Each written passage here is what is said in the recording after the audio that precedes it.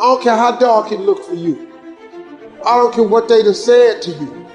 I don't care what the verdict is. I don't care what the haters say. It ain't over. No matter what happens to you, it ain't over. Ain't no such a thing as over. Do you know, man, that you can actually mess your life completely up? You can jack it all the way up and you can turn around and get it right. Do you know that you can be divorced multiple times and still be okay? Everything you're going through is preparing you for what you asked God for. You just got to quit tripping while you're in the process, because the process is necessary. You may not see it now, but when He gets you on the other side of it, you're going to see exactly why it went that way. And you're going to be okay with it. We all live in this bubble. What you got to do to get the life that God wants you to have, you got to put more air in your bubble. Expand yourself. You got to blow your bubble up. Take yourself out your comfort zone. Do not live in your bubble. Put some more air in your bubble. If you stay in your comfort zone, that's where you will fail. Success is not a comfortable procedure. It is a very uncomfortable thing to attempt. So you got to get comfortable being uncomfortable if you ever want to be successful. You know, you can actually change the direction of your life. You know, you actually have a say-so in how your life goes. Life is not designed where you just wake up and see how it go and you react. You actually have a say-so. You have a determining voice into where your life can go. You have no say-so in what happens to you, but you have a say-so in what you do about it. You got to get real doggish. You got to get downright funky if you want to make it.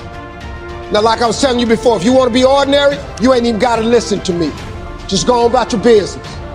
If you think ordinary is cool, ain't no problem. It's some really, really wonderful ordinary people. But if you are sitting in this room and you have extraordinary aspirations, then you're going to have to do extra. See, life is 10% what happens to you. It's 90% what you do about it. I'm sorry, but here's the fact. All of you have extraordinary capabilities. All of you. You put extra on top of ordinary and you come up with extraordinary. It's no other way. You have to decide if you are willing to do the things to put you in that category. Rich people don't sleep 8 hours a day. That's a third of your life. It ain't but 24 hours in a day. You cannot be sleep 8 hours a day. You can't live in LA and wake up at 8 o'clock in the morning.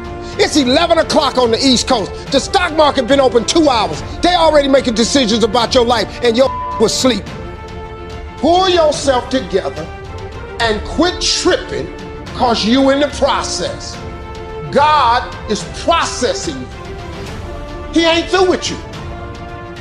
If He was through with you, you would not wake up in the morning.